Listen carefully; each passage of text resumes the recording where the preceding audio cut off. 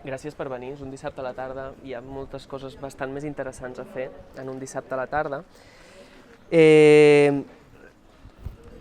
No sóc guia turístic, cap de nosaltres ho som i intentarem fer-ho el millor possible, llavors, per si algú es perd entre la massa i en aquesta ciutat tan gran, tan dinàmica, que segueixi això, vale? Què vol dir això? Això vol dir anar més enllà. Ja sabeu que el lema que hem preparat per aquesta campanya és precisament aquest, anar més enllà.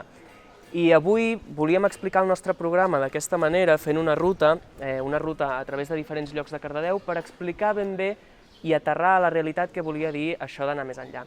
Quan diem que la proposta política de la CUP és diferent a la resta de partits, ho diem perquè la nostra proposta política serveix per anar més enllà.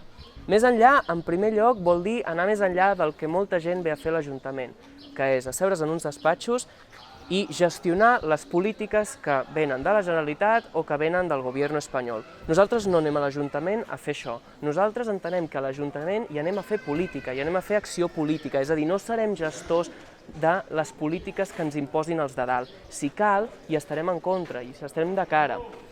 Anar més enllà també vol dir que anem més enllà d'aquestes propostes a curt termini que tots els partits s'afanyen a crear en campanya electoral. Aquestes propostes que molt fàcilment poden dir la començarem l'any 1, la continuarem l'any 2 i l'acabarem l'any 4. Nosaltres no venim a fer aquest tipus de propostes. Nosaltres venim a fer propostes que realment ens serveixin de cara al futur.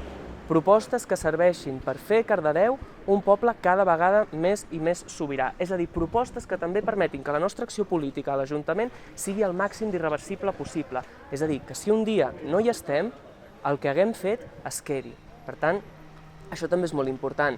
Anar més enllà també vol dir que el que plantegem, ho plantegem sempre des d'aquesta mirada que sigui pel poble i que sigui el poble sempre qui pugui prendre les decisions en tot allò que nosaltres venim a fer a l'Ajuntament. No plantegem una política de salut concreta, no plantegem una política d'habitatge concreta. El que plantegem és que sigui el pa de cada dia, que la gent s'organitzi i que la gent pugui decidir constantment sobre aquestes polítiques en salut, en feminisme, en habitatge, etc.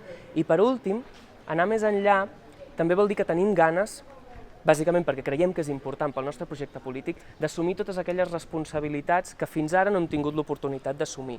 I entre aquestes hi ha regidories molt específiques que considerem que són estratègiques per poder desenvolupar i tirar endavant el nostre projecte polític i també, per què no dir-ho, l'alcaldia. Sí, tenim ganes de tenir l'alcaldia de Cardedeu i tenim ganes de tenir l'alcaldia de Cardedeu perquè creiem que tenir-la ens obre les portes a fer polítiques molt més transformadores i a fer política des del conflicte. Política que serveixi per avançar, política que serveixi per aglutinar cada vegada més persones a la nostra causa, que és la de les llibertats i que és la dels drets. Això no només ho diem des d'una perspectiva, diguéssim, idealista o utòpica. Això és possible. Fa 8 anys vam aconseguir tenir 4 regidors a l'Ajuntament de Cardedeu i això avui segueix sent possible. Per tant, us faig una invitació, parleu amb les vostres amigues, parleu amb les vostres veïnes, parleu amb els vostres familiars i digueu-los que és molt important, que és molt important que el dia 28 de maig tothom vagi a votar. És tan important que tothom vagi a votar com que el dia 29 de maig la gent continuï organitzada, lluitant, a les AFA, a les assemblees, al moviment per l'habitatge, al moviment feminista. Però sabeu què passa? Que mentre nosaltres només tenim l'oportunitat d'anar a votar cada 4 anys, els poderosos, els de dalt, voten cada dia. I cada dia estan decidint que faran un quart cinturó, cada dia estan decidint que retallaran la llei de l'avortament i cada dia estan decidint com maneguen els preus dels productes bàsics que ens serveixen per alimentar-nos. Per tant, sí, votar és molt important i també, més enllà de votar, també hem de seguir organitzades i seguim fent moltes coses. Callo, seguim la nostra ruta i ja us avanço que la primera i propera parada és l'Espora, el centre social ocupat de l'Espora, i us explicarem una mica les nostres propostes en matèria d'habitatge. Gràcies. Vamos.